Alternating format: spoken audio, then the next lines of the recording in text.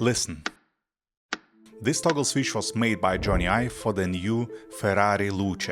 The car hasn't even come out yet, but automakers and the design community are already calling it the most important things to happen in the car interfaces, well, ever, placing it above the launch of the Tesla Model S. The same Jony Ive who almost 20 years ago with his first iPhone essentially helped touchscreens push physical buttons out of everywhere, out of phones, out of home appliances and eventually out of cars. That massive screen in the Tesla is a direct descendant of the iPhone and iPad's popularity. And the same Jony Ive presenting the Luce design talks about the importance of the click, the metal, the resistance, the mass. The man who once took our buttons away is bringing them back. This would be just an amusing, ironic coincidence if it weren't for one thing. Jony Ive, once the idol of designers, the creator of the MacBook Air, iPhone 4, iPod. For the last decade or so, the design community has often been talking about him in the past tense. The butterfly keyboard on the MacBook that broke from a speck of dust, the touch bar that nobody asked for and almost nobody used, the Mac Pro shaped like a trash can, the thin MacBook Pro that had all their ports cut for the sake of few millimeters, then starting his own firm, Love From, and niche things for millionaires, turntables, jackets with magnets, a partnership with OpenAI with promises to release a revolutionary device, and the only thing they've actually shipped in 3 years is a very beautiful short film about what great friends he and Altman are. And even the once nearly universally loved iOS 7 came to be seen over time as the cause of the general shift toward boring minimalism and flat design, and ultimately the loss of character everywhere, creating a general feel of fatigue from sameness. In this picture it seems like Ive's peak was somewhere between the iPhone 4 and the iPad, and everything after that was the designer who took a wrong turn. And then he designs one interior for one car, and the C-levels at BMW, Volkswagen and Kia publicly react to this interior, but not to the whole interior, to one specific detail. This toggle switch. Why might this switch, and specifically right now, turn out to be more important than everything Ive has done since leaving Apple? Why are few grams of steel on the dashboard of a car that hasn't even shipped yet being called a turning point for an entire industry? Let's figure it out. To really answer these questions, let's set the switch aside for now. There is too much context behind it, and that context flips the understanding of several widely accepted things at once. About cars, about Jony Ive, about Ferrari and about Tesla. Because it was Tesla that set this frame back in 2012. I remember my reaction when I first saw the Model S. It looked very impressive, and I felt exactly what later became a cliché. Tesla is more of a gadget than a car. A clean dashboard, glass one massive screen. I'd already been working in design for many years at that point. And even I, someone who should, in theory, look at these things critically, thought it was an obvious step forward. Because regardless of how we feel about it, it was objectively very innovative. Almost all physical controls, climate, navigation, car settings, even mirror adjustments move inside one big touchscreen in the center of the dashboard. Stovetops and fridges were starting to try on touchscreens interfaces, but hadn't quite started annoying everyone yet. It was awkward, but it felt like you just needed to tweak the usability, and it would get better. Because the way of modernization through touchscreens that had started 5 years earlier with the first iPhone still felt new and revolutionary. And since Apple had managed to achieve the gold standard of intuitiveness specifically through touch controls, then everyone else should be able to do the same. So the industry followed Tesla without resistance. And not just the EV industry, all of it. BMW, Mercedes, Audi, Volvo, Kia, everyone started enlarging center screens, removing physical buttons, moving controls into menus. By 2020, a car without a big touchscreen already felt outdated. But the moment you sit behind the wheel of one of these cars, you see what actually happened. A quick experiment. If you're at the computer, close your eyes for a second and put your finger on the backspace key. You probably got it on the first try, and that's exactly why our typing keyboards are physical, not touch-based. Physical objects help build muscle memory. Touchscreens don't. The good old volume knob on the stereo, not even mounted on the steering wheel, I could turn without taking my eyes off the road in a fraction of a second. The Tesla screen forces you to look away from the road for any action, which first of all is simply not safe. Second, it's inconvenient menus and submenus, hidden settings. What works perfectly on a smartphone in a calm environment turns into torture when you need to quickly change something while driving at speed. And third, it's boring. Cars started looking the same inside. Any modern car, from a cheap Kia to an expensive Mercedes, show you the same big screen with a more or less the same interface. 0% character and 100% uniformity. And this isn't a small thing. It's literally a cultural dystopia, the kind Terry Gilliam showed in Brazil. The takeaway: Tesla set a trend that turned out to be inconvenient, unsafe and boring. You'd think that would be enough for the industry to reconsider, but it didn't happen. Instead, touchscreens became the norm and brands resisted bringing buttons back despite consumer pressure. And you can understand them. The culture itself was dictating this trend at the time. Modern look like this. If you doesn't look like this, it's not modern. Remember how we said earlier that since Apple made it work, everyone else should be able to, as an argument for keeping touch controls. That's only half the picture. The other half is embedded much deeper in our cultural context, and understanding it means understanding the very nature of this love for minimalism in the modern world. Spoiler? Because there is a good story behind this. I'll tell you right after introducing what helps me to tell good stories. Storyblocks. Please don't skip the ad, it helps the channel stay alive. And Storyblocks are really great.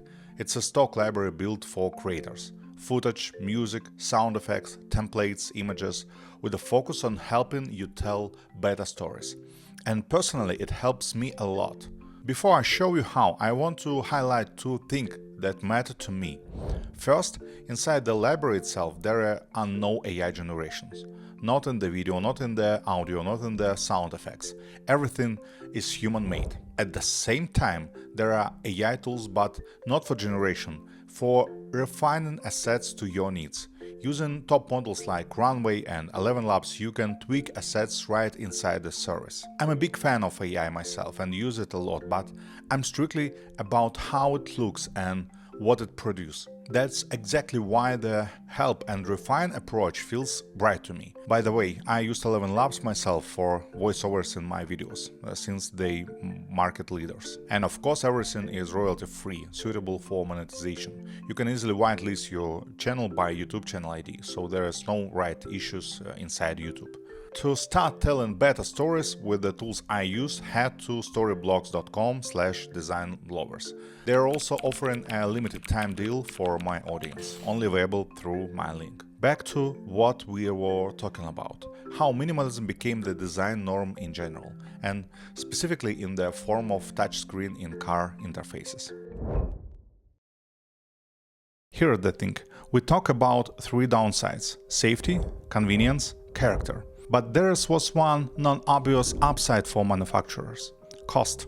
Non-obvious because nobody bragged about it. To create the impression of a technically advanced product, you needed to seem expensive enough, because technology is expensive. And strangely enough, its cost, that's the key to understanding the roots of their love for minimalism. Tesla is a carrier of the white myth of the minimalism. Of course not its creator. They picked it up from Apple, where it was developed by our main character, Jony Ive. Fewer details means closeness to truth. A smooth glass surface is a marker of modernity and correctness. Let me explain what I mean by white myth. A white myth is a beautiful legend that people take at face value because it sounds too convincing to question. And it worked. The iPhone in 2007, that wasn't just a new phone, it was proof of the myth. Look, we removed physical buttons, and it got better.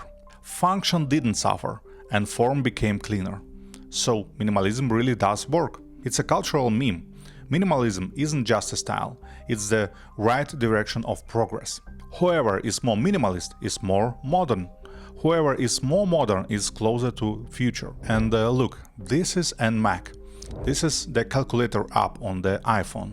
And this is the classic iPod.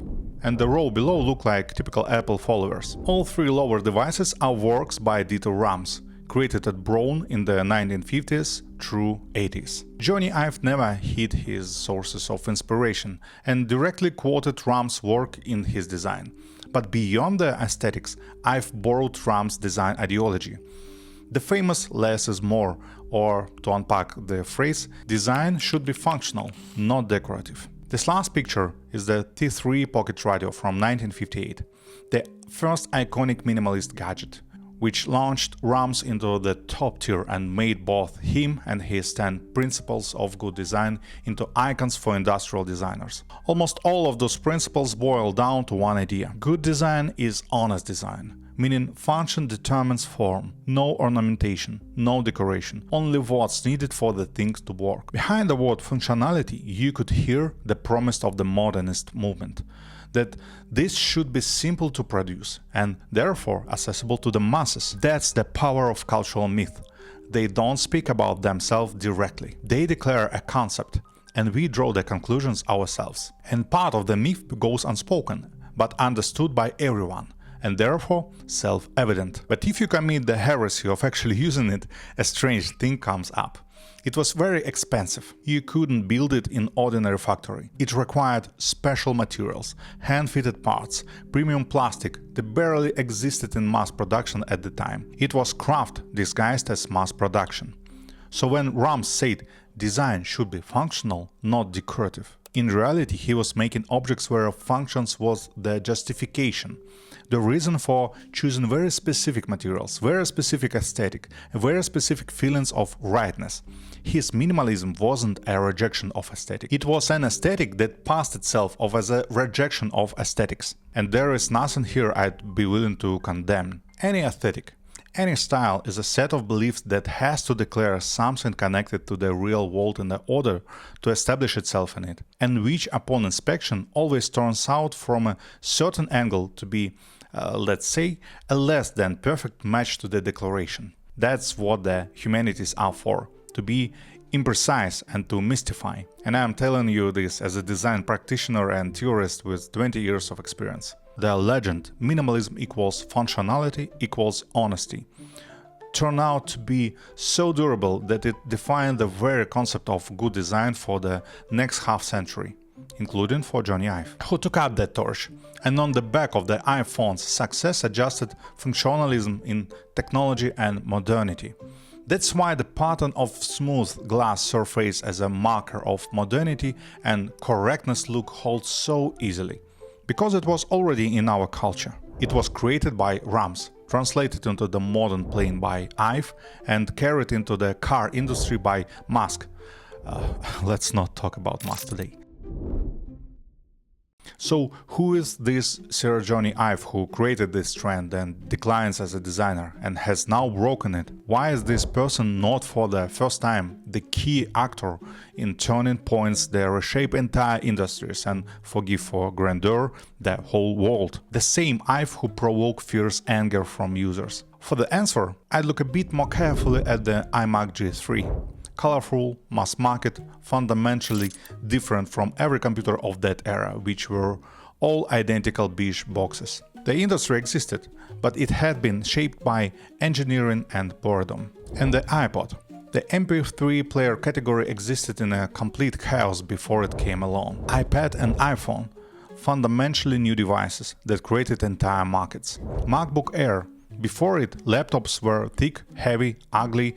I've made them thin, light, and turned the very act of carrying a laptop into a status gesture. AirPods. Before them, wireless earbuds were clunky, sounded terrible, and were visually embarrassing. I've made them the standard for business class and the teenagers at the same time. Apple Watch in 2015. Before it, the smartwatch category existed but was experimental and geeky. It was things like Pebble and Motorola's experiments. I've made the first truly mass-market smartwatch. And let's go back to the iPhones. The first iPhone, a breakthrough, but mostly a technical one. A couple of years later, a real design breakthrough in the form of the iPhone 4. The iPhone 5 was received a bit more ambiguously, with the memes about the unnecessary stretching. Then the iPhone 6 and onwards through iPhone 8. They sold well, but none of them set a new industry standard. Usually they were just iterations of varying quality. And then another breakthrough, the iPhone 10. Once again, influence on the entire industry and the new standard. Why are the iPhone 4 and iPhone 10 breakthrough, while the 5, 6, 7 and 8 are mediocre? Can we trace a pattern? Yes, but for that we need to look at the MacBooks in 2016.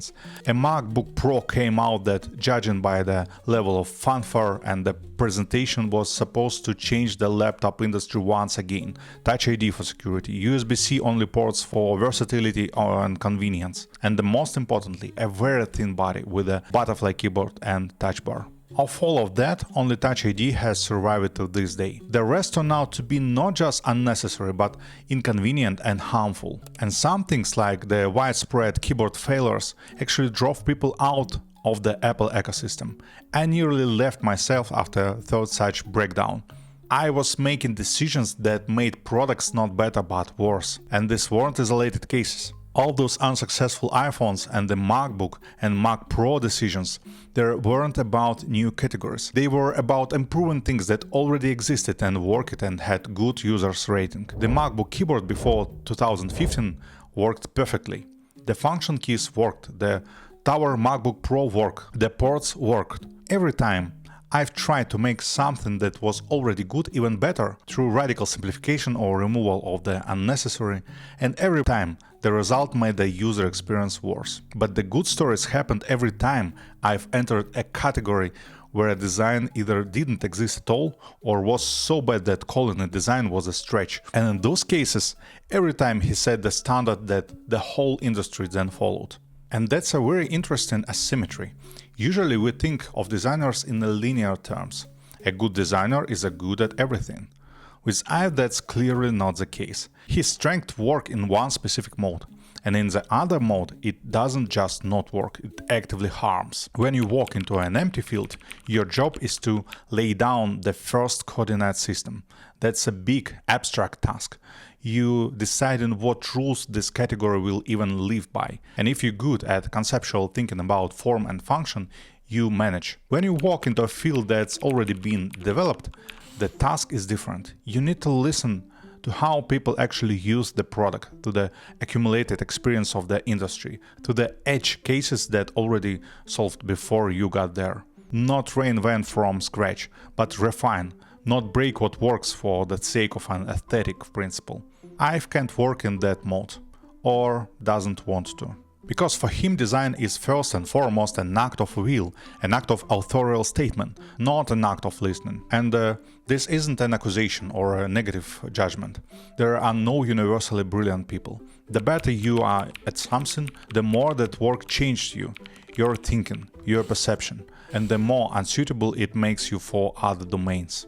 The problem was just that by the mid-2000s, Apple was already the author of the standards in nearly all of its main categories. All that was left was to optimize what they themselves had created. After Apple, I've never found a new Steve Jobs, someone who could create fundamentally new categories together with him. Altman claimed and continues to claim that role, but the further it goes, the less hope there is.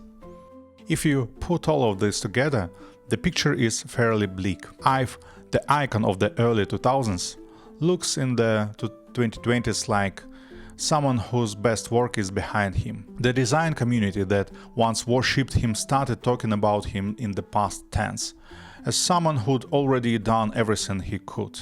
And his new firm looks more like creative active retirement. Jony Ive designs an interior for Ferrari. And the industry reacts to this interior in a way it hasn't reacted to any of his work since Apple. The obvious question hangs in the air. Which mode of Ive is this?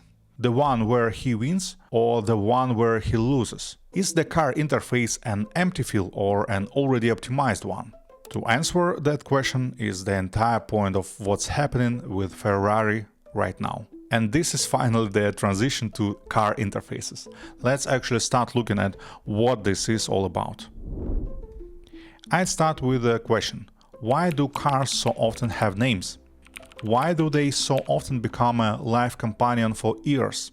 I owned several cars, but one of them, a beat-up old Toyota Raum, is still my favorite of everything I've driven, even though I had much more modern cars after it. Cars are big and real. They have a lot of details. The sound of the door opening, the resistance of the handle, how it feels to the touch, how the door opens, whether it feels heavy, whether there's sound, whether the seat is comfortable.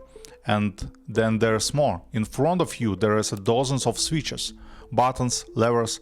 Each one has its own sound, resistance, surface, weight. Car even has its own smell. What happens in our brain at that moment is the best understood by game developers. This is Donkey Kong Bonanza on my Switch 2. When you press a button on screen and in your hands, a whole bunch of things happen simultaneously. Animation, sound, screen shake, a flash, particles, a slight delay and acceleration, maybe controller vibration. Technically, none of this are necessary. Gameplay is tested on prototypes without any of it, meaning even as a game, as entertainment, you can get by without it. But without it, the experience feels bland. With it becomes a vivid, juicy interaction that you can feel. Because the human brain perceived an object not through a single characteristic, but through the sum of characteristics: shape, weight, texture, sound, resistance, temperature, maybe even smell. The more channels are engaged, the richer and more stable the image of the object in your mind. And the reverse, the fewer channels, the poorer the image. The flat glass of a touchscreen is an extreme case of impoverishment. It has no resistance, no button weight, no click sound, no shape you can feel with your fingers, no momentum. There is only visual change of pixels and sound. In essence, the big touchscreen in a car is a sensory deprivation built into the interface. In a game design, all of this is called juice. That's why even poorly designed car interiors bond us to them so easily. Because regardless of the quality of the design, all those details create a unique character. A physical volume knob on the stereo with a click at every position, the hazard button with its stiff action, the gear lever with a textured pattern. All of this added up to the overall sensory profile of the car, which the driver memorizes, not consciously, but simply because that's how the brain works. And it's that profile that creates what we called the character or the soul of a car. Which is why people's love for car interfaces and their high user ratings can't serve as an objective measure of design quality. But we don't really need one anyway. Cars entered this world and started making their interfaces more complex before the rules of the interfaces design even began to form. And then it snowballed. Automakers came up with things, built them into cars, put them on the market. It became an industry standard and stuck. All the major changes were driven either by features or by regulations, laws and requirements. The cabin was assembled on the principle of there is a function, need a control, place it where it's technically convenient to run a wire or in-catch.